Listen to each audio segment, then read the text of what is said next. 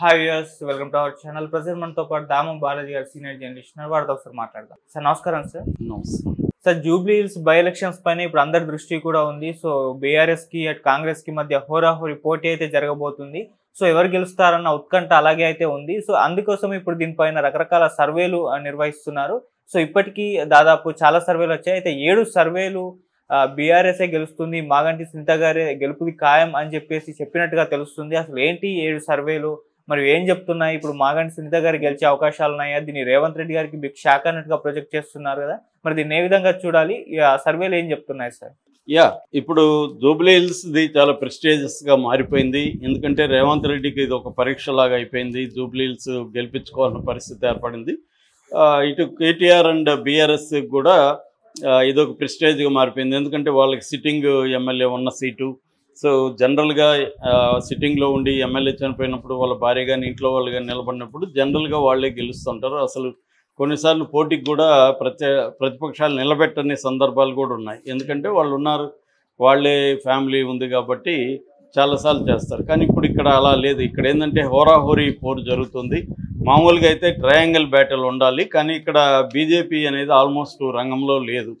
వాళ్ళు పేరుకి ఏదో మాట్లాడుతున్నారు, కానీ ఇద్దరి మధ్యనే ఫైట్ ఉంది. నవీన్ యాదవ్కి మాగంటి సునీతకి మధ్య ఫైట్ నడుస్తుంది. సో ఈ నేపథ్యంలో సర్వేలు ఏం చెప్తున్నాయి? ప్రజలు, మనం కూడా చాలామంది, మన ఛానల్ కూడా చాలామందితో వెళ్ళి మాట్లాడారు. సో ఎలా ఉంది ట్రెండు అనేది మనం చెప్పుకుందాం. యాక్చువల్గా ఇప్పుడు అయితే నా దగ్గర 7 సర్వేలు ఉన్నాయి. 7 సర్వేలు కూడా బీఆర్ఎస్ఏ అధికారంలోకి వస్తుందని తేల్చేశాయి.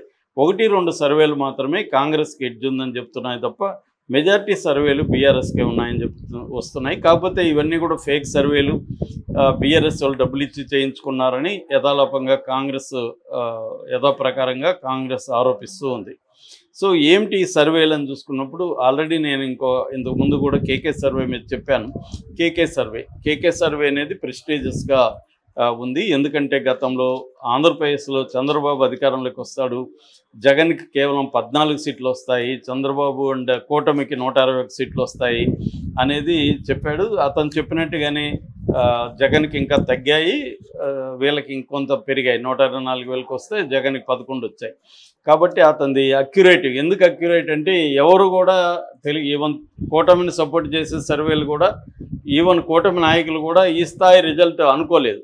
వీడేంటి చాలా ఓవర్గా చేస్తున్నాడు, డబ్బులు ఏమైనా బాగా తీసుకున్నాడా, అది ఇది అనేసి కూడా విమర్శలు వచ్చాయి అబ్బాయి మీద.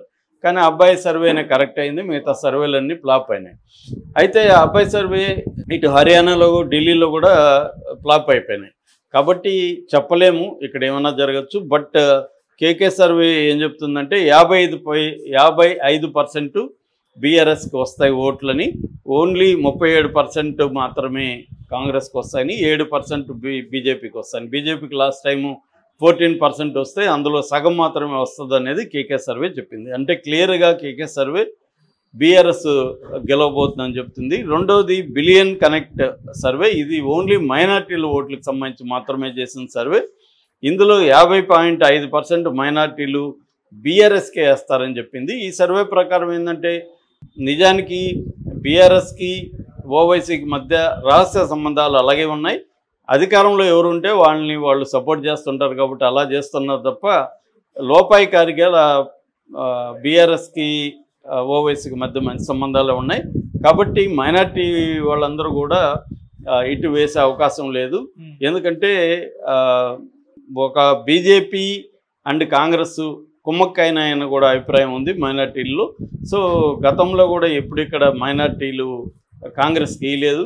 కాబట్టి ఇప్పుడు కూడా మైనార్టీల్లో మెజార్టీ అంటే ముస్లింల్లో మెజార్టీ అంటే దాదాపు 50.5% బీఆర్ఎస్కి వేస్తారనేది బిలియన్ కనెక్ట్ సర్వే చెప్పింది. ఓన్లీ 27% మాత్రమే కాంగ్రెస్కి వేస్తారు, 1% మాత్రమే బీజేపీకి పడతాయి. ఎందుకంటే మైనార్టీ ఓట్లు బీజేపీకి వేయరు కాబట్టి ఓన్లీ 1% మాత్రమే బీజేపీకి పడతాయి. 50 పైన వీళ్ళకే వస్తాయని చెప్పింది. అట్లాగే SAS IITN సర్వే, దీని గురించి నేను ఇంతకుముందు కూడా చెప్పాను. ఈ సర్వే వీళ్ళకి కూడా మంచి ప్రెస్టీజియస్ ఇది ఉంది, వాళ్ళకి మంచి ట్రాక్ రికార్డు ఉంది. అందరూ కూడా దాంట్లో IIT చేసిన వాళ్ళు ఎక్కువ మంది ఉన్నారు, సెఫాలజిస్టులు ఉన్నారు. వాళ్ళు బీహార్ ఎన్నికల మీద కూడా ఇప్పటికి 2 దఫాలుగా వాళ్ళు సర్వేలు చేసి చెప్పారు. సో వాళ్ళు చేసిన సర్వే ప్రకారం కూడా బీఆర్ఎస్ఏ వస్తుంది. బీఆర్ఎస్కి 46.5% వస్తుంది, కాంగ్రెస్కి ఓన్లీ 42.5% వస్తుంది, బీజేపీకి 8.25% వస్తుంది. ఇక మూడోది పీపుల్స్ ఇన్పుట్ అనే ఒక సర్వే, ఇది బీఆర్ఎస్కి 44.3% వస్తుంది, కాంగ్రెస్కి 39 వస్తుంది, 39.4% వస్తుంది, బీజేపీకి 13.9% వస్తుంది అనేది పీపుల్స్ ఇన్పుట్ అనే సంస్థ కూడా చెప్తుంది. అట్లాగే చాణక్య సర్వే కూడా కొంత రెప్యుటేషన్ ఉంది. వాళ్ళు మెయిన్ అసెంబ్లీ ఎన్నికల్లో, ఎంపీ ఎన్నికల్లో కూడా చాణక్య సర్వే చేస్తుంటారు. వాళ్ళ దాని ప్రకారం బీఆర్ఎస్కి 43% ఉంది, కాంగ్రెస్కి ఓన్లీ 38% ఉంది, 10% బీజేపీకి ఉంది. సో క్లియర్గా బీఆర్ఎస్ విన్ అవుతుంది అనేది చాణక్య సర్వే చెప్పింది. అట్లాగే కోడ్మో అనే ఇంకొక సంస్థ 42.8% బీఆర్ఎస్కి, 32.7% కాంగ్రెస్కి, 19.5 అంటే ఇది కొంత అన్నిటికంటే కూడా ఈ సర్వే బీజేపీకి ఎక్కువ ఓట్లు వస్తున్నట్టుగా చెబుతుంది. ఏదేమైనా ఈ సర్వే ప్రకారం కూడా బీఆర్ఎస్ గెలుస్తుంది. అట్లాగే ఓటా మీడియా హౌస్ అని ఉంది, ఆ సర్వే చేసిన దాని ప్రకారం 48% బీఆర్ఎస్కి వస్తుంది, 42% మాత్రమే కాంగ్రెస్కి వస్తుంది అనేది ఈ సర్వే చెప్పింది. అంటే ఈ 7 సర్వేలు కూడా ఇనానిమస్గా బీఆర్ఎస్ఏ అధికారంలోకి వస్తుందని చెప్తున్నారు. అంటే ఇక్కడ కాంగ్రెస్ బీఆర్ఎస్ బలాబలాలు ఈ సర్వేల ప్రకారం చూస్తే మామూలుగా అధికారంలో ఉన్న పార్టీ ఉప ఎన్నికల్లో గెలవడం అనేది ఆనవాయితీగా వస్తుంది. ఎందుకంటే ముఖ్యంగా లబ్ధిదారులు ఎవరైతే ఉంటారో, మనం కానీ ఇప్పుడు కాంగ్రెస్ను ఓడిస్తే మనకి వచ్చే పథకాలు కానీ మిగతావి కానీ ఆపేస్తారేమో ఒక భయం ఉంటుంది. ఆ భయాన్ని వీళ్ళు కూడా క్రియేట్ చేస్తారు. మీరు కానీ ఇప్పుడు కాంగ్రెస్కి వేయకుండా బీఆర్ఎస్కి వేస్తే మీకు పథకాలన్నీ ఆగిపోతాయి అనేది ఉంటుంది. సో ఆ భయంతో పథకాలు తీసుకునే వాళ్ళు, పేదలు, దళితులు ఇలాంటి వాళ్ళు కాంగ్రెస్కి వేసే అవకాశాలు ఉన్నాయని చెప్తున్నారు. కాకపోతే బీఆర్ఎస్కి ఆల్రెడీ ఎలీట్లో కానీ మిడిల్ క్లాస్లో కానీ అర్బన్ దీంట్లో మంచి పట్టు ఉంది కాబట్టి సెటిలర్స్ కావచ్చు, ఇటు ముస్లిమ్స్ కావచ్చు, నాన్ యాదవ బీసీస్ కావచ్చు, కమ్మ సెక్షన్ కూడా బలంగా అక్కడ ఉంది. వాళ్ళందరూ కూడా బీఆర్ఎస్కే సపోర్ట్ చేస్తున్నట్టుగా చెప్తున్నారు. సో అర్బన్ మిడిల్ క్లాసు వాళ్ళు వేస్తారు. కాకపోతే వీళ్ళు క్యూలో పోయి నిలబడి వేస్తారా, ఒక పేదలు పోయి క్యూలో నిలబడేసినట్టుగా వీళ్ళు వేస్తారా అనేది ఒక ప్రాబ్లం అయితే ఉంది. ఏదేమైనా ఈ 2 సమీకరణాలు కనపడుతున్నాయి. ఇక బీజేపీ ఓట్లు కూడా సగానికి సగం ఈసారి ఇటే పడే అవకాశం ఉంది. ఇది ఎందుకంటే ఉప ఎన్నిక బీజేపీ ఎలాగూ రాదు, దానికి ఓటేసి వేస్ట్ అని కాంగ్రెస్కు వ్యతిరేకంగా ఉండే బీజేపీ బ్యాచ్ అంతా కూడా మనం బీజేపీకి వేస్తే ఓట్లు చీలిపోతాయి కాబట్టి కాంగ్రెస్ను ఓడించాలంటే బీఆర్ఎస్కే వేస్తే బెటరు, రేవంత్ రెడ్డికి బుద్ధి చెప్పినట్టు ఉంటుంది అని బీజేపీలో కూడా కొంత చీలిక వచ్చి బీఆర్ఎస్కి వేసే అవకాశాలు కనిపిస్తున్నాయి.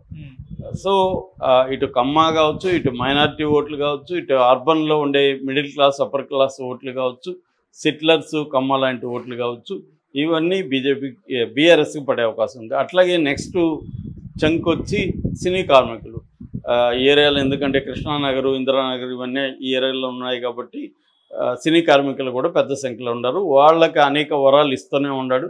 కానీ వాళ్ళలో కూడా రేవంత్ రెడ్డి కంటే కూడా, ఎందుకంటే ఈ వరాలు ఇవన్నీ అమలు అవుతాయో లేదో కూడా తెలియదు. ఆల్రెడీ ఇప్పుడు రెండేళ్ళు దాటినా కూడా ఏమి చేయలేదు.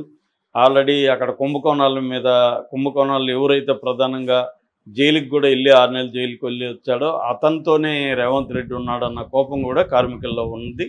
సో కొంతమంది ప్రొడ్యూసర్ని నవీన్ బెదిరిస్తున్న ఆరోపణలు కూడా ఉన్నాయి. సో దీని నుంచి కార్మికుల్లో కూడా సినీ కార్మికులు ఎక్కువ బీఆర్ఎస్కి వేసే అవకాశాలు కనబడుతున్నాయి.